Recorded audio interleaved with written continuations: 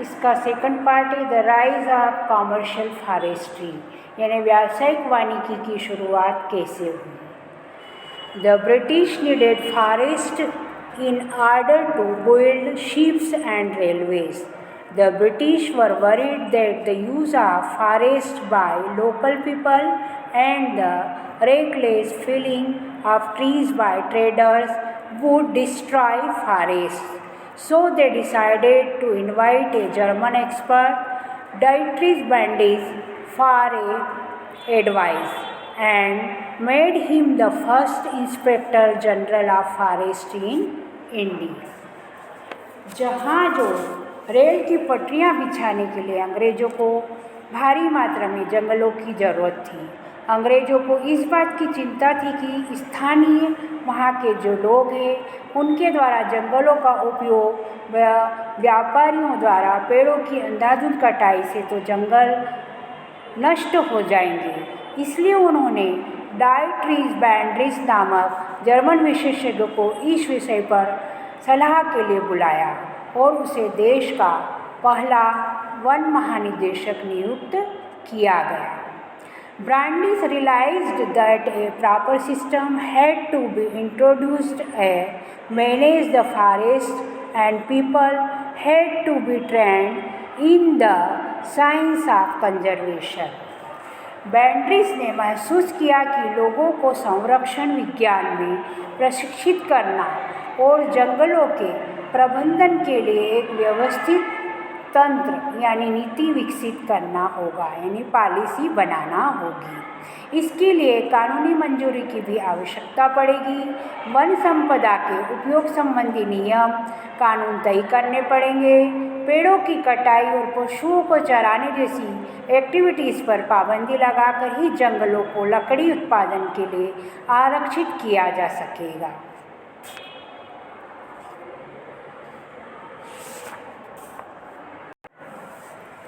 इस सिस्टम को न मानने वालों को पनिश भी किया जाएगा।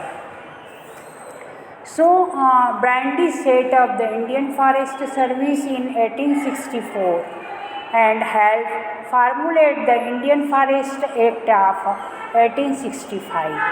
The Imperial Forest Research Institute was set up at Dehradun in 1906.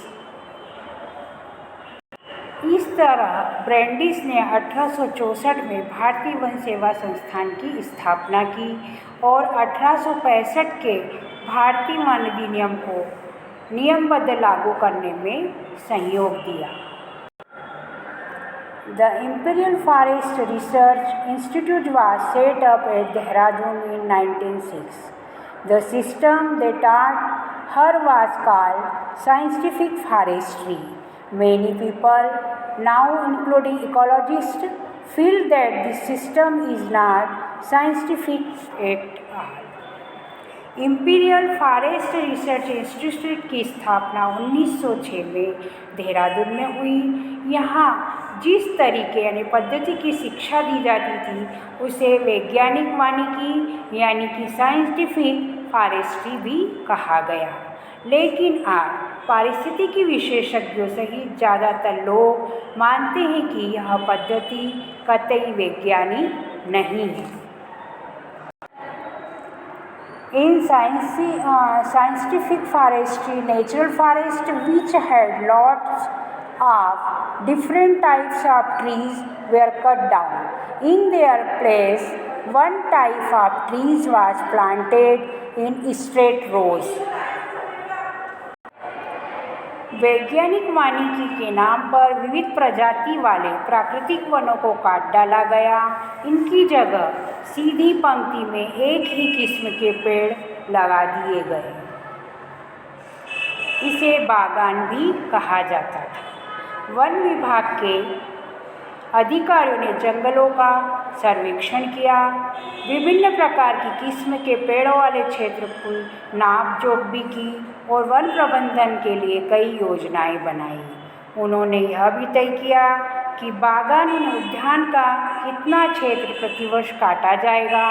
कटाई के बाद खाली ज़मीन पर पुनः पेड़ लगाए जाने थे ताकि कुछ ही वर्षों बाद यह क्षेत्र पुनः कटाई के लिए तैयार हो जाए।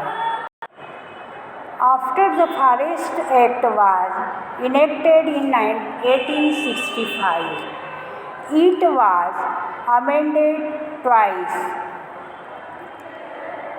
divided forests into three categories: reserved, protected, and village forests. The best forests were called reserved forests. For house building or fuel, they could take wood from protected or village forests.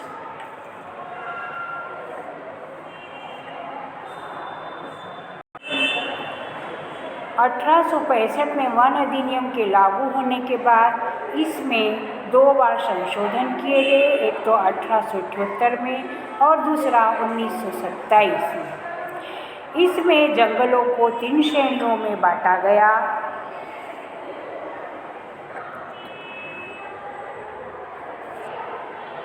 आरक्षित, सुरक्षित व ग्रामीण one. इन सबसे अच्छे जंगलों को आरक्षित one कहा गया। गांव वाले इन जंगलों से अपने उपयोग के लिए कुछ भी चीज़ नहीं ले सकते थे, यानी उन पर बंदिश थी। वे घर बनाने या ईंधन के लिए, जलाऊ लकड़ी के लिए केवल सुरक्षित या ग्रामीण वनों से ही लकड़ी काट सकते थे या ले सकते थे।